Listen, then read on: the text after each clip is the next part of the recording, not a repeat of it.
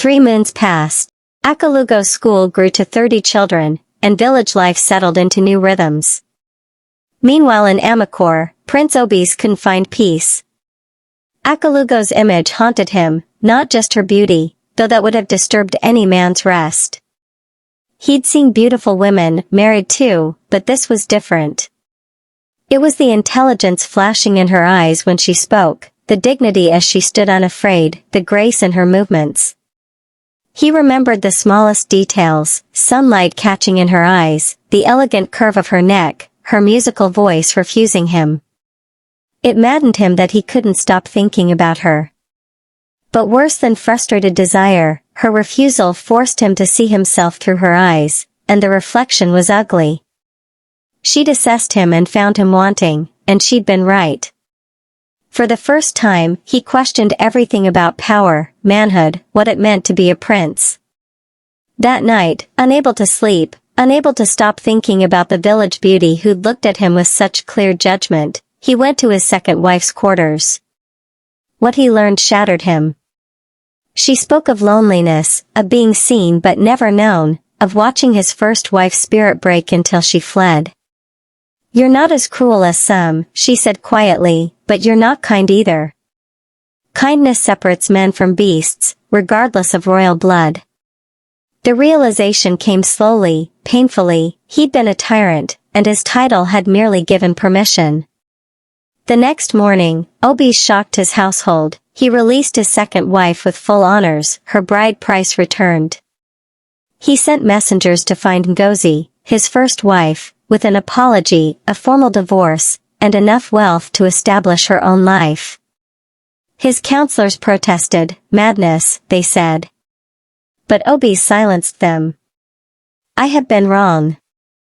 I won't compound old wrongs by pretending they never happened." Yet even taking these actions, part of his mind remained fixed on Achalugo, her face, her voice, how she'd looked at him with such judgment. But knowing his faults and wanting to change weren't the same as transformation.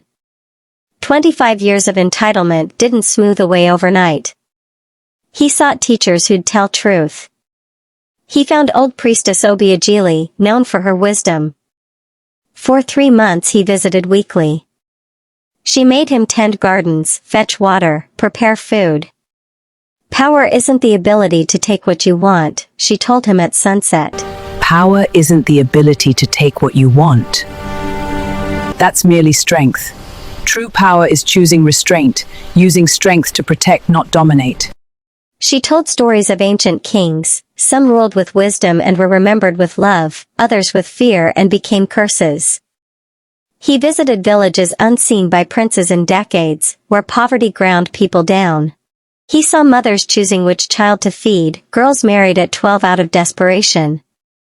He thought of Achalugo, of her courage refusing to be property. One night, after a child died from a fever simple medicine could have cured, he wept for the first time since boyhood. In that weeping, something hard inside cracked open. After 6 months, Obis felt ready to face Achalugo again. He traveled back with no parade, no treasures.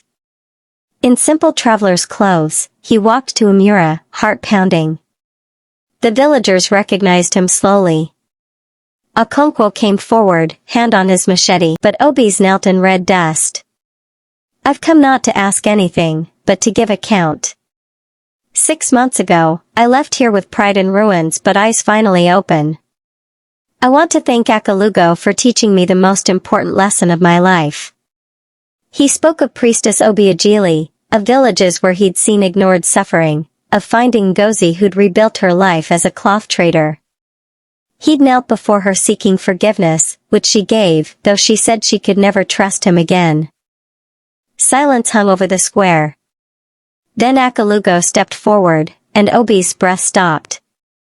If anything, she was more beautiful than he remembered. In afternoon light she seemed to glow. "Why did you come back?" she asked. Obis met her gaze. "I came because you deserved to know your courage changed a life. And I came because I couldn't stop thinking about you. Not just your beauty, though it haunts me. but your courage, intelligence, the strength in your refusal. You've been in my thoughts every day for 6 months. I needed to know if the woman I've been thinking about is real or if I've made you into something more than human. Achalugo felt something shift. This was genuine transformation. Stay, she said. Stay as a student. We'll see what kind of man you are when no one's watching. Obis bowed his head. I would be honored. In the months that followed, Obis discovered reality exceeded imagination. Living in Amura, working alongside Achalugo, it was better and harder and more real. Yes, she was beautiful. Every morning when she arrived to teach, sunlight catching in her eyes, graceful movements arranging materials, all struck him with fresh wonder. But what truly captivated him was discovering the person behind the beauty. Her quick wit and debate, passion about education, patience with students, how she commanded respect without demanding it. He learned she sang grinding cassava, feared thunder, could argue circles around elders, cried reading sad stories, dreamed beyond Amura's borders. Achalugo remained wary, testing him constantly. When elders argued women's education should be limited, Obi supported her publicly. When a wealthy merchant arrived with a massive bride price, the prince watched her refuse, trusting she'd choose her own path. It was agony, but necessary. Slowly the distance closed. They became real friends, two people who genuinely enjoyed each other's company.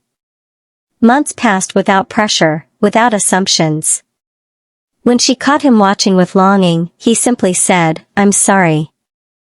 I try not to stare, but you make it difficult to look away. The honesty disarmed her. One evening by the river at sunset, Achalugo studied his profile. He'd become dear. She realized she'd fallen in love, not with the prince he'd been, but the man he'd chosen to become. Obis, she said quietly. I need to tell you something. In fading light, she spoke the truth, I love you. The call to duty came shortly after, a messenger from Amakor. The old king had fallen gravely ill, and Obi's uncle was positioning to seize the throne. The decision to leave was painful but inevitable. What made it bearable was that Achalugo chose to come, not as his wife yet, but as his partner in transformation. I go to serve, she told her tearful parents, and ensure the man who learned humility remembers those lessons when he sits on a throne. Obis claimed his throne through service, not force, winning people's hearts. Together they began transforming the kingdom. Schools rose, 10, then 20, then 30.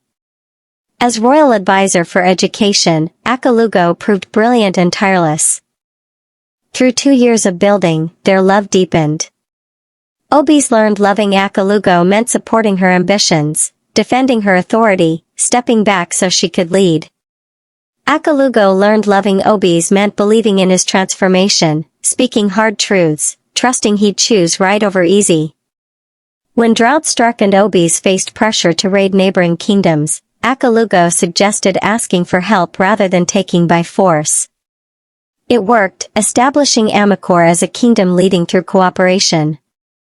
2.5 years after Achalugo first refused him, Obis knelt before her in palace gardens at sunset. Will you marry me? Not as my subject but as my equal. Not as decoration but as partner. Achalugo pulled him to his feet, tears streaming. Yes, I'll marry you. Not because you're a king, but because you're a good man who chooses to be better. Their wedding blended traditions and created new ones. And they lived happily ever after, not in the fairy tale sense, but in the truest sense where two imperfect people chose each other daily and built something beautiful together.